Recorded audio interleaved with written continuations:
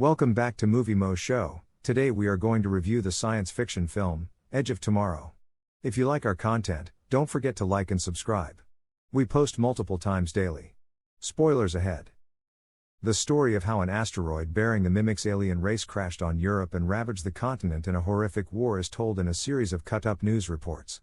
Using brand new mechanized jacket-fighting suits, the NATO-led United Defense Forces eventually achieved victory at Verdun, France, after losing battle after battle for 5 years. Sergeant Rita Vertosky of the UK Special Forces, Emily Blunt, is hailed as the Angel of Verdun after slaying dozens of mimics by herself. As the combined human armies are ready to exploit the momentum from Verdun to commit all of their forces in a multi-pronged final assault on Europe, she quickly becomes a symbol and a recruiting boon for the human military. Major William Cage, Tom Cruise, a member of the U.S. Army, is one of the talking heads on the newsreels relaying Vertosky's narrative and promoting the war effort. The morning before the invasion of France is scheduled to take place, Cage awakens from his nap while flying to London in a helicopter.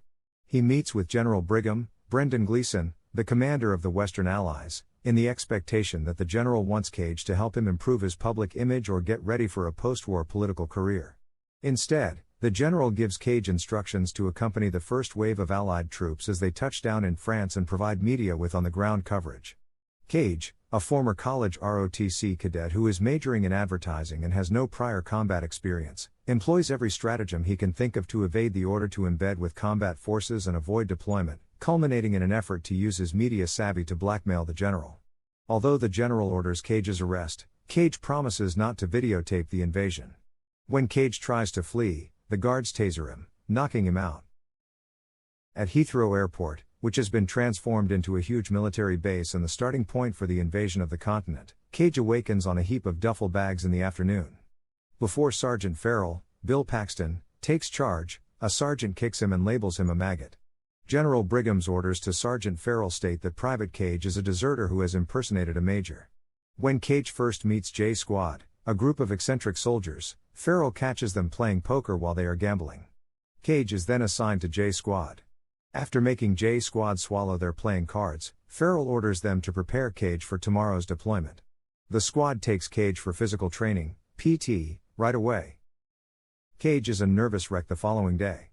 He receives a battle suit, but the J Squad members refuse to show him how to use it or turn off his weapon's safe mode because they think he will perish shortly. The squad drops prematurely after an enemy weapon strikes the back of their aircraft as they are preparing to drop from the aircraft onto the French coast. The attempt to reclaim Europe was supposed to be a surprise assault, but the mimics are well prepared and massacre the humans.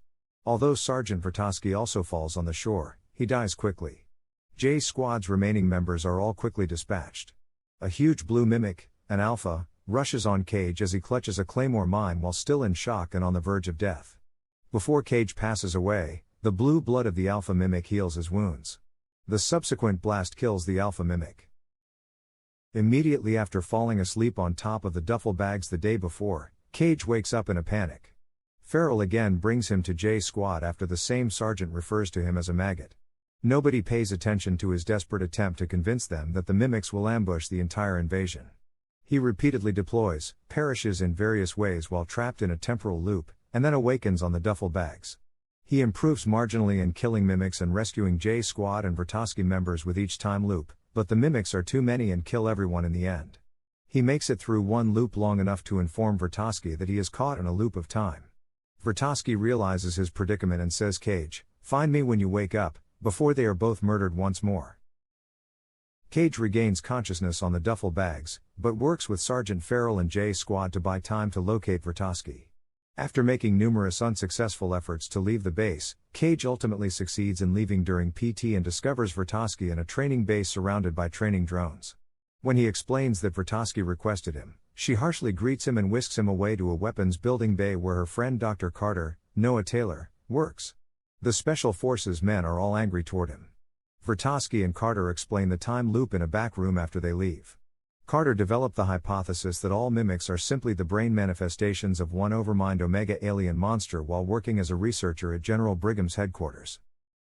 He explains to Carter that the aliens have the power to turn time back, and that each time an alpha mimic is killed, they cycle time backwards, giving them the capacity to exactly predict the next move of the invasion forces.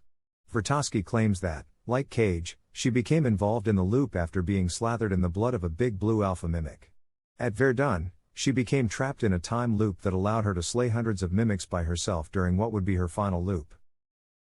She reveals that after receiving medical attention for her wounds and receiving human blood, the alien blood lost its potency and the time loop was broken.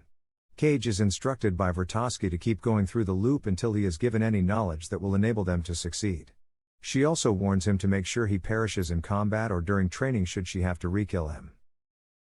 Since no one accepted Carter's theory, he was demoted and assigned to a mechanical repair team. Carter had developed a gadget that could identify the Omega if it were inserted into an alpha mimic.